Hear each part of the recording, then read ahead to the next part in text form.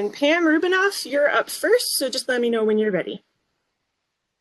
Ready to go. Okay, go for it. Great. My name is Pam Rubinoff from Rhode Island Sea Grant Coastal Resilience Extension, and my colleague Teresa will introduce herself when she comes on. So we're going to tag team this. We've been working on this portfolio for almost 2 decades. Next.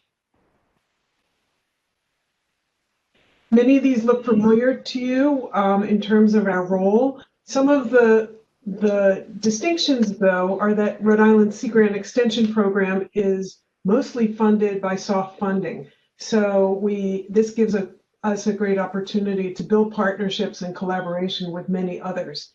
In terms of some of the efforts that we've been working on, as you see, we have many tools for knowing your risk, and we are really, at this point, some of our targeted technical assistance really is helping communities and stakeholders make plans and tee it up for action. Next.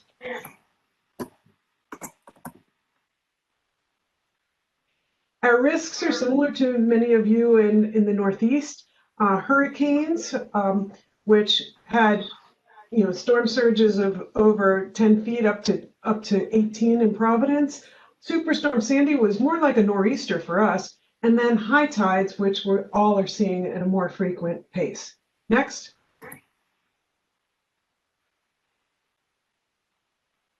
Teresa. Teresa, unmute yourself. Oh, thank you. I thought I did. Hi, everybody. I'm Teresa Crean. I'm a coastal community planner and extension specialist with Rhode Island Sea Grant, and Pam and I form our coastal resilience team at Rhode Island Sea Grant. I'm going to talk to you about the first part of this sort of 3-headed messaging approach that we take out to our different audiences in the state, where we know your risks so you can make a plan and then take meaningful action. So I'm going to talk about the know your risk part of this and the mapping tools that we have available. Next slide. So Rhode Island is, as many of us are in the Northeast, at the crosshairs, in the crosshairs of our historical hurricane tracks. So we always like to say that we don't want to be complacent or have storm amnesia because we haven't had a big storm here, really big storm since Superstorm Sandy, and a really, really big storm since 1954-91. So we want to remind everybody that we are in the crosshairs and we can never really get complacent with our preparedness for major storm events and the impacts of storm surge on our coastline. Next slide. Then we also have the new kid on the block in terms of data, which is our sea level rise projections. So we've been keeping record of our sea levels in Rhode Island since 1930 at the Newport tide gauge. And then the state has decided to follow the NOAA high curve published in 2017 in our state law to basically use that as our planning target for 3 feet of sea level rise by 2050 and up almost 10 feet of sea level rise by 2100. Next slide. To communicate this information out to the masses, Rhode Island did pass into state law a requirement that planning board members get educated. They're required to have 2 hours of education on climate change related information every 2 years. And so through a grant, we were able to develop these short video modules, 10 minutes apiece, to cover 1 hour of that required training. And of course, these modules are available to anyone in the state to give that baseline education of what the state is doing related to coastal resilience, called PREP-RI, or Providing Resilient Education for Planning in Rhode Island. Next slide. We also have an online mapping tool called Storm Tools, and Storm Tools provides many different scenarios for sea level rise and sea level rise on top of different kinds of storm events, nuisance storms and extratropical level hurricanes. Next slide. Here's an example of what Storm Tools offers audiences. Sea level scenarios 1, 2, 3, 5, 7, 10, and 12 feet. And again, that follows the NOAA high curve published in 2017. And then we also have the storm surge scenarios based on data from the NACS, or North Atlantic Coast Comprehensive Study, published in 2015, to really be able to show the impacts of 2 tides a day every day and differentiate that from an episodic storm event that comes onto Rhode Island's coastline. Next slide. This has all come together in a tool that our coastal agency, the Coastal Resources Management Council, has regulatory authority on development along Rhode Island's coastline. This is now a requirement of the requirement that the applicants who want to get a coastal permit complete a worksheet and use the mapping tool as part of their condition for development on the coast. Next slide. We also have a citizen monitoring tool to upload photographs from the field to validate our maps and also to communicate this information to decision makers. Next slide. Next, we have a series of, the communities are working on municipal community resilience plans that we work with them. Next. Business sectors, 8 of them have different kinds of guidebooks for them to use in their planning. Next. Next. Working with local neighborhoods is critical. Next. From building leadership, connecting and sharing them with resources and tools. Next. Promoting their activities and coordinating with town and other stakeholders. And moving this all into proposals and grants, using tools provided by the state as a menu of options to inform and educate decision makers, and using information from green infrastructure and pulling this all together into an online clearinghouse of projects across the state. That is our quick presentation, and we're happy to take any questions. Thanks. I'm actually going to pause you on questions. We'll take a break after the first 4, and then we can ask questions. And if we want to come back and look at some things at that point, that's fine. Okay. So Shannon, Hulst, let me know whenever you're ready. I am ready. Okey-doke. So my name is Shannon Hulst. I am the floodplain specialist with Woods Hole Sea Grant. And our resilience program is made up of myself and Greg Berman, who is the coastal processes specialist, and we are both extension agents. And today we're going to talk about 3 projects that Greg and I are doing related to resiliency. Next slide, please. So the first one is the model floodplain bylaw that we've been working on. So working with FEMA, we found that a lot of the towns were not actually in compliance with the very minimum requirements of the National Flood Insurance Program. So we set out to create a model floodplain bylaw that turned into a new statewide model floodplain bylaw that we worked with the state and FEMA on, and that is now effective and towns are starting to adopt that. The second part of that project is a higher standards component. We are aiming for a credit in the community rating system if possible. But if not, still going for other higher standards and creating incentives when regulations aren't possible. For example, in Massachusetts, we can't have building regulations at the local level that are stricter than the state level. So we'll use incentives when we need to, where regulations are not possible. Next slide, please. So the second project that we're working on is called Storm Tide Pathways. This is a new kind of advanced localized flood mapping. The next slide is going to go into exactly how it works very quickly.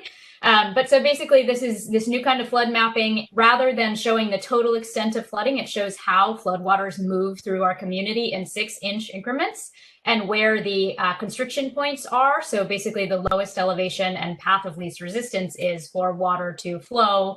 If it's not a sheet flow across a beach or something, if it's moving through, especially an urban area where there are lower elevation points. It's been incorporated into the National Weather Service predictions. So the graphic that you can see in the middle there is tied into the National Weather Service. We're still working on getting that for the remainder of our communities. This project right now is we're working on all of Cape Cod Bay shoreline, and then we've done part of Nantucket Sound as well. We're working on that. This is helpful for emergency response, both emergency response vehicles and departments of public works, knowing what roads to block off for planners. Also for the general public, we just started looking at the beta version of an app that we are going to be releasing soon that will be available to the public, and all of this information will be in there for the public to use, and we'll be doing some outreach around it. And it was funded through multiple state and federal grants. And I want to note that this is a project of the Center for Coastal Studies in Provincetown. This was their idea.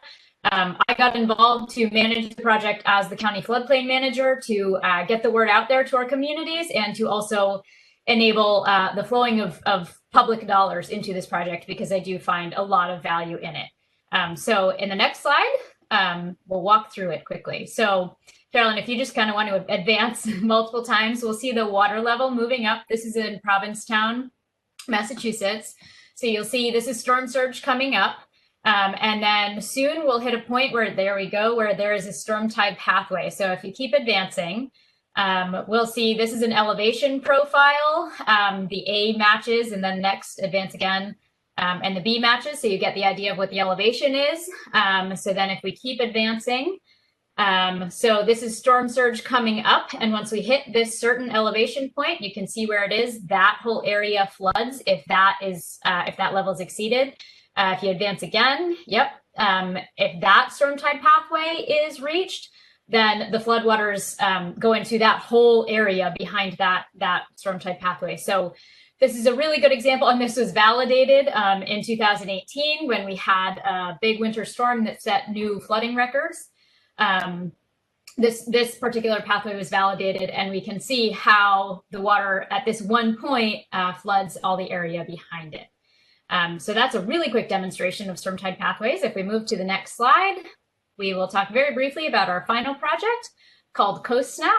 So this is a project where you take basically your smartphone camera and you put it in this post, kind of like picture post, if people are familiar with that, but it's angled at the part of the coastline that you want to see and you want to monitor. So it's a citizen science project that allows people to participate in monitoring the shoreline. It uses hashtags and social media to post the imagery and so that you can have access to it.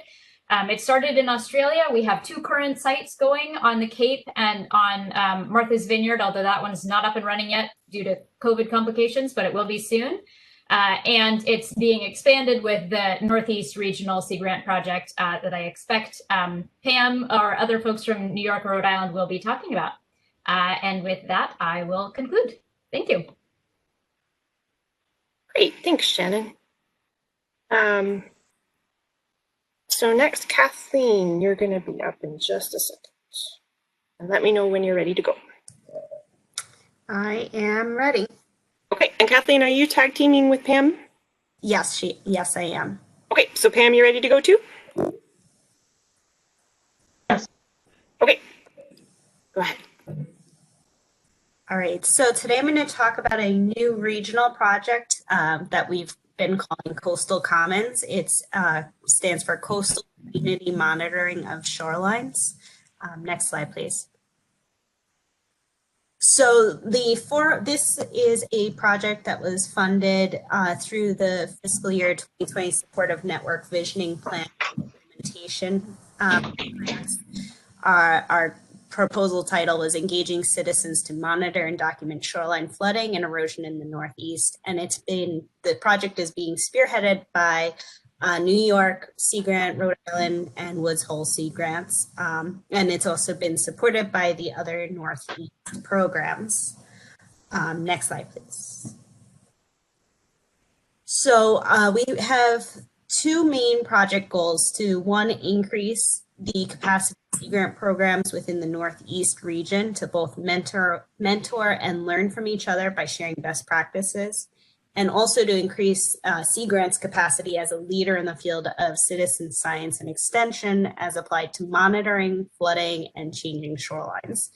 And we've really focused on 3 different visioning documents: the citizen science, the community response to flooding, and the weather and climate enterprise.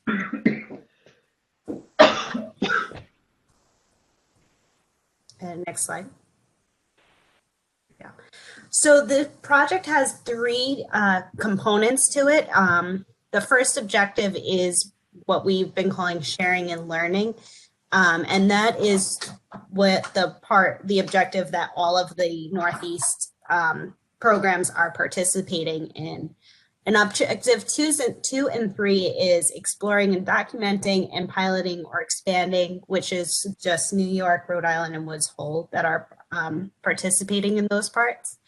I'm going to talk a little bit about objective 1 in the next slide, and objective 2. There we go.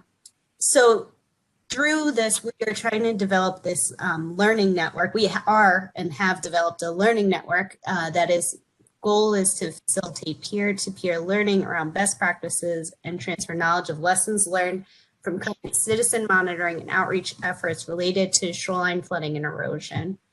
So we're forming this network that will meet on a regular basis.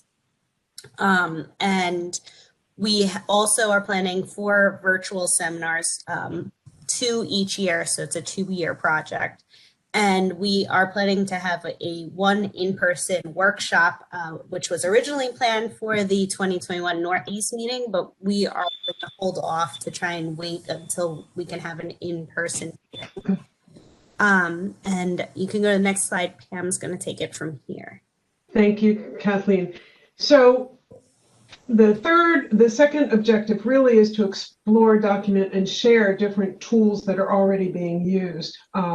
And so we've started to do that. And here you could see the list in the Northeast that we have identified.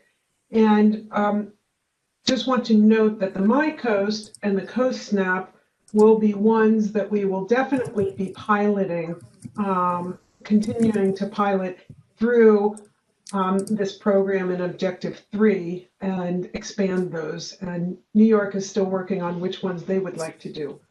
Next.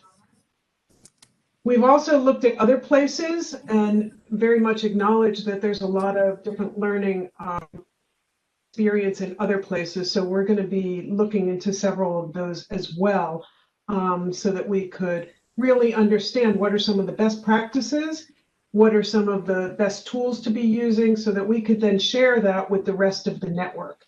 And we really would love to hear from you if there are other types of tools that you know about. And also, we're exploring the opportunities to expand the network beyond the Northeast. So we would like to hear from you if you would also like to be part of that. And we have a survey that we will put in the chat file for you. Thank you. Oh, where are we going? So we just want to hear from you about these tools. And if you could contact us with any other questions, that would be great. So Kathleen will put that in the chat. Great, thank you. And just briefly, if I think I heard some typing in there at one point. So if you're not speaking, if you could make sure you're muted, that would be really helpful for the presenters. And our final presentation before we take a break for questions and a stretch is Rob Vincent. Rob, you can let me know whenever you're ready to go. Yep, I'm all set. Okie doke. So I'm Rob Vincent, MIT Sea Grant, and myself, Julie Simpson, Carolina Bastidas, and Ben Bray are all working on various projects focusing on resilience. Next slide, please.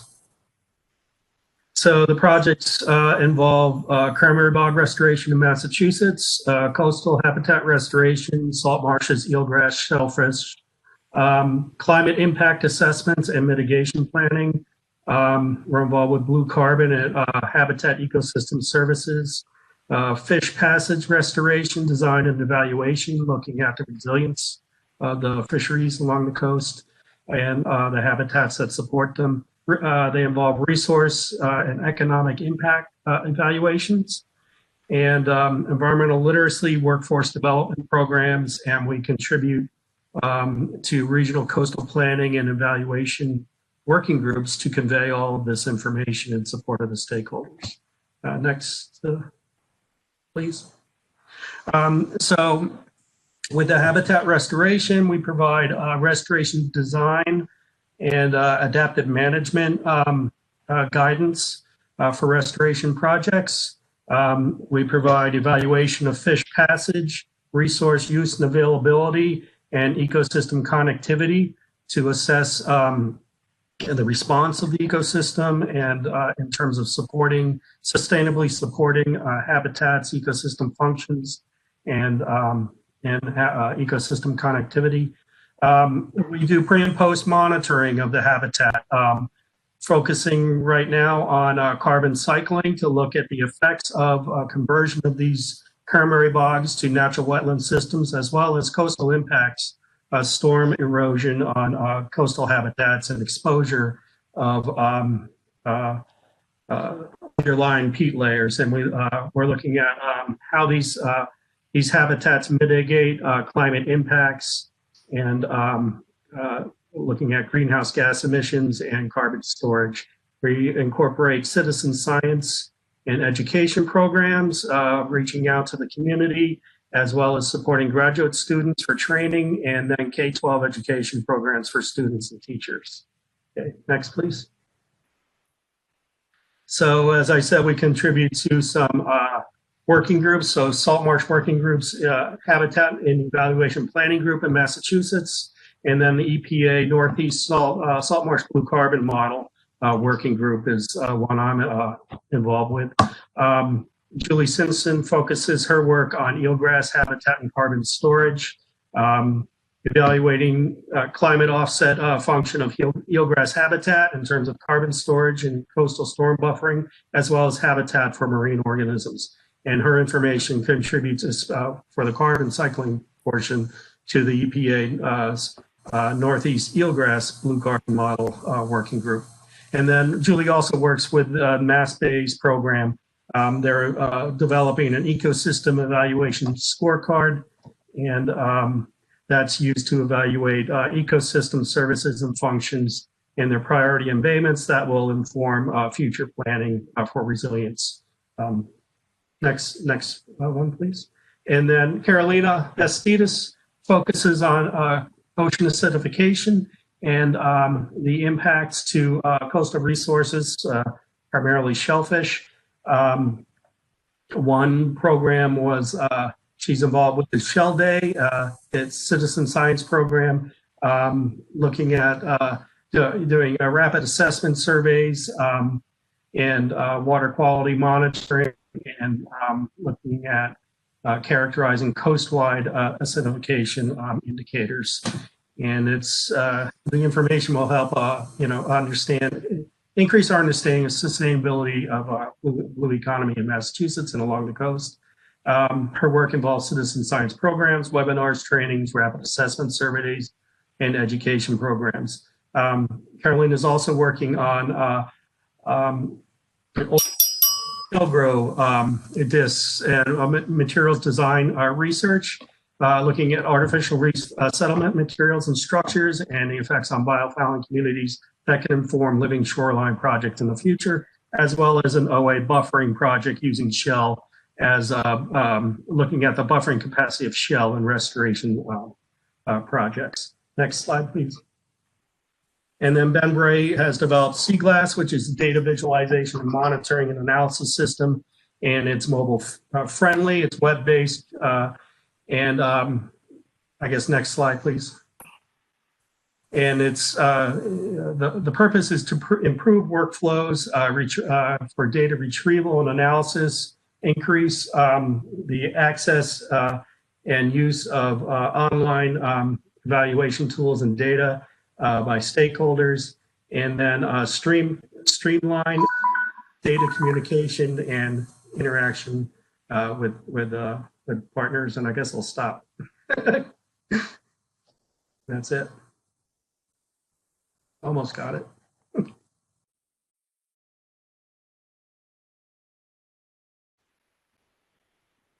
And we're going to head into our last set of presentations. So, Breck, you are up first in the second half. You can let me know whenever you're ready to go. Sure. Hey, folks. For those of you who don't know me, I'm Breck Bowden. I'm the director of the Lake Champlain Sea Grant. We're the only one of the Northeast programs that doesn't have at least some marine shoreline, but we have a lot of shoreline that's freshwater, and there are a lot of parallels between the issues that we face and those that you face on the marine coastal areas. Next slide.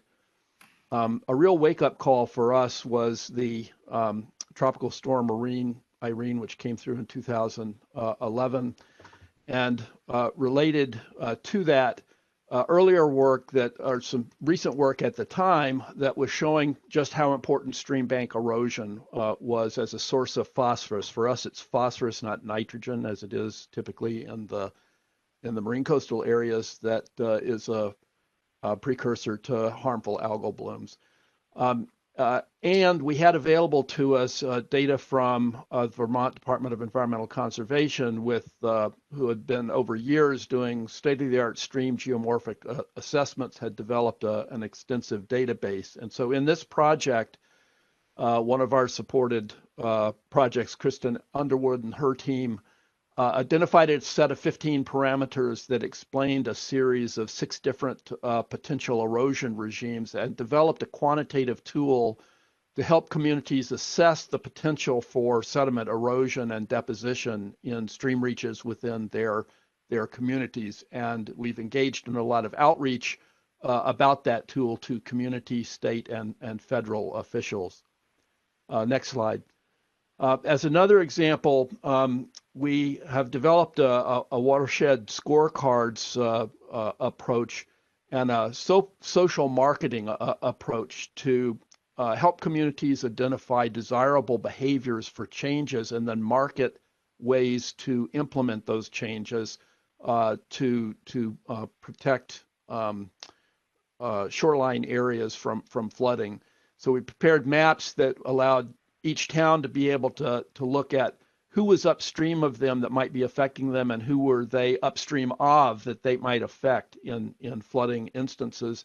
Offered workshops to help inform them about the state and federal benefits that were available to them via, for example, the community rating system and so forth, and the eligibility that they might have for different level if they implemented different levels of river protection, which then led to enhanced protection in several different communities.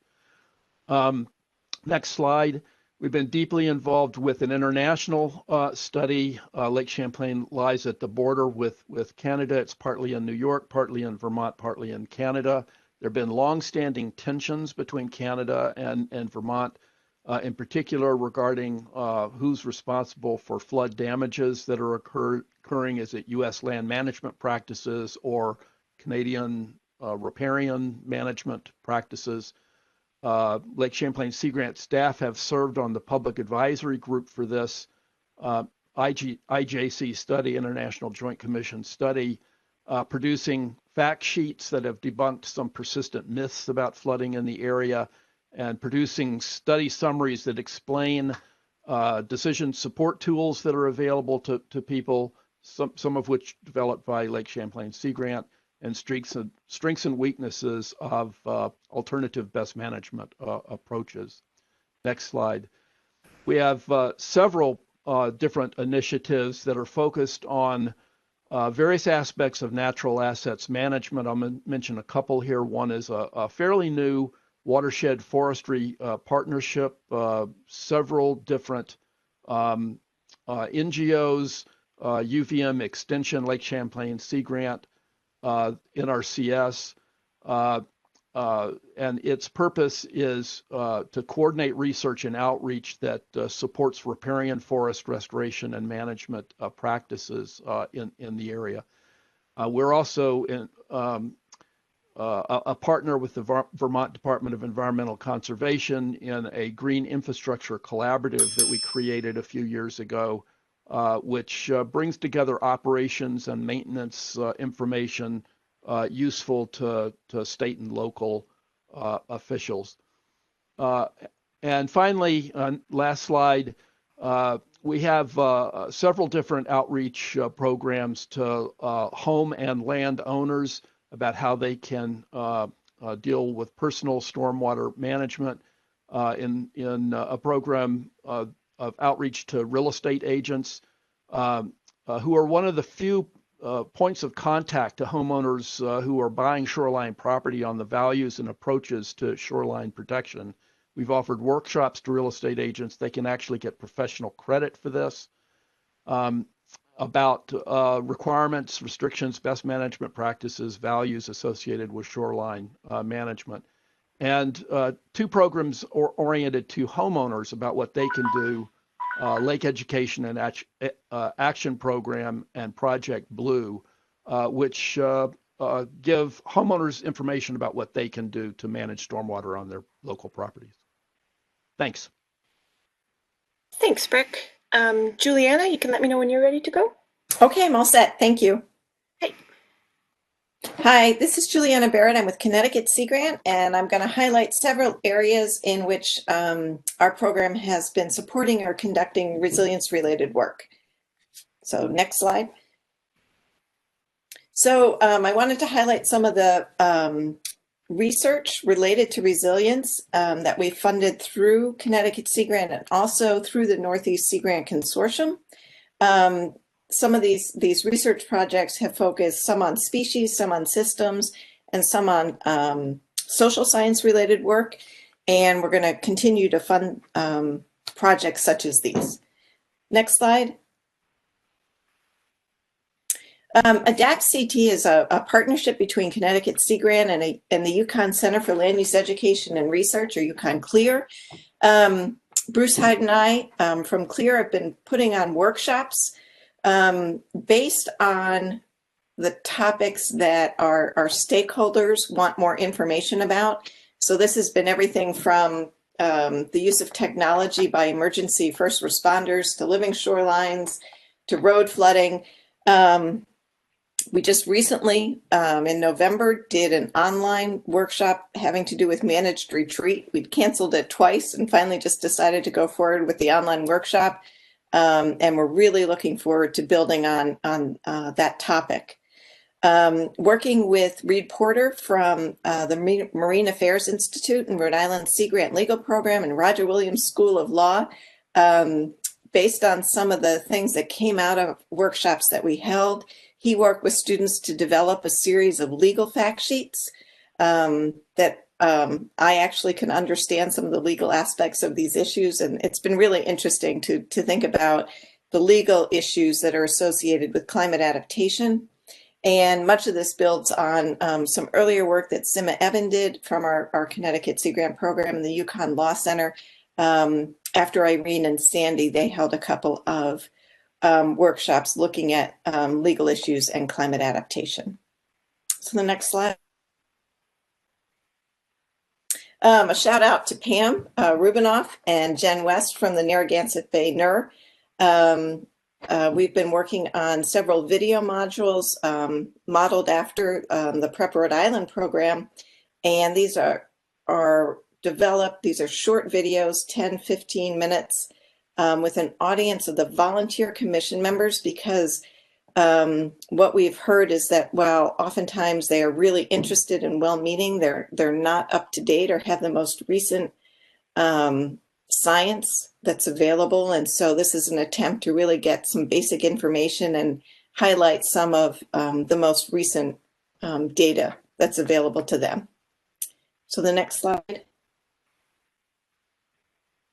The UConn Climate Corps is a program that, again, Bruce and I have been working on. This is an academic course for juniors and seniors at the University of Connecticut. And in the second semester, they have the option to do an independent study in which they actually work on local adaptation projects. And so we really focus on climate adaptation at the local level, what's going on, how municipal government works, why things are or are not moving forward on terms of climate adaptation. And students have really been wonderful working with municipalities and trusts, with the state of Connecticut. They've done vulnerability assessments, beach resilience plans. We have a student next semester who's going to be working on a climate emergency declaration for one particular town. So it's really exciting to see things move forward with these students and what they can do. The next slide. And then my favorite is getting down and dirty and out in the field. We have a number of projects related to resilience that are implementation projects. We just finished up a marsh migration buffer with a local land trust. We're working currently on a living shoreline, a hybrid living shoreline that you see in the middle there, a really large scale project. And we're just about to start a coastal forest resilience project many of you have probably heard the term the right tree for the right place. And we're going to be working toward the right tree for the right time, looking at climate projections in a land trust property that recently had a number of patch cuts done. So we're going to look at some species, tree species that might be more appropriate 50 years from now and planting those. So that's pretty much it for me. Thanks, Juliana. And finally, we will have Lisa Wise. Lisa, let me know when you're ready, please. Thanks, Carolyn. And my colleague, Alyson Eberhardt, is going to kick us off. Okay, thanks. All right, well, hi, everyone. I'm Alyson Eberhardt, Coastal Ecosystem Specialist with New Hampshire Sea Grant. Our Sea Grant in New Hampshire is working on resilience in a variety of aspects, including aquaculture, stormwater management. But today, Lisa and I are going to talk about our work with communities, mostly with respect to sea level rise and storm surge and that definition of coastal resilience. Next slide, please. And so what we've done is really just binned the type of work that we're doing and provided some examples. One aspect in which we're working within resilience is direct technical assistance, including, similar to Breck, what you just described, a direct technical assistance program to individual landowners. Ours is focused on both flooding and erosion, and working with landowners to identify their concerns and develop a suite of options for them to take to help mitigate flooding and or erosion on the parcel level. Also providing direct technical assistance to municipal boards and conservation commissions. And that takes a variety of forms. In my own work, that's typically related to the role of natural landforms in mitigating coastal flooding and erosion. Lisa does a lot of work in providing technical assistance related to best available data related to sea level rise and coastal flooding. We also are working with communities on habitat restoration approaches. We've been working in dune restoration for about 8 years now and have been developing a strong program there, working with local communities and our both municipal and state beach managers. We also have been participating, engaging community members in developing some living shoreline approaches, such as marshes with sills and a few other pilot projects that have been taking place in New Hampshire recently. We also look to engage community members in community or citizen science. We have a volunteer beach profiling program similar to that in Maine and California, where we engage community members to collect transects at elevation profile. In New Hampshire, we have this on 13 sites.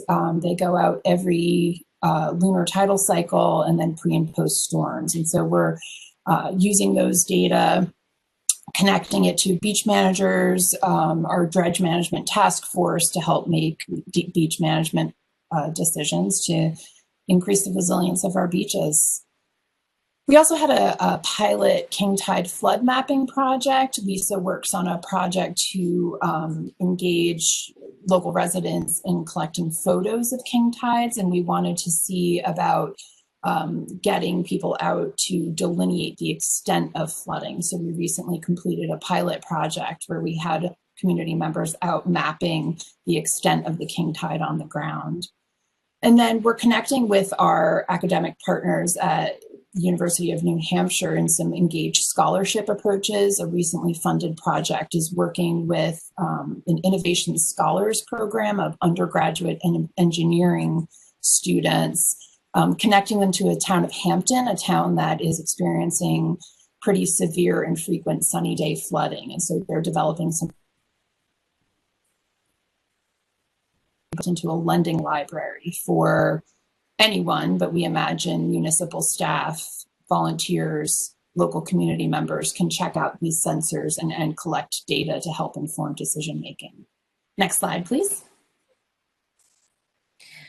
So another area that involves a lot of my work is supporting local collaboration on climate. The main effort in this vein is the Coastal Adaptation Work Group, or CAW.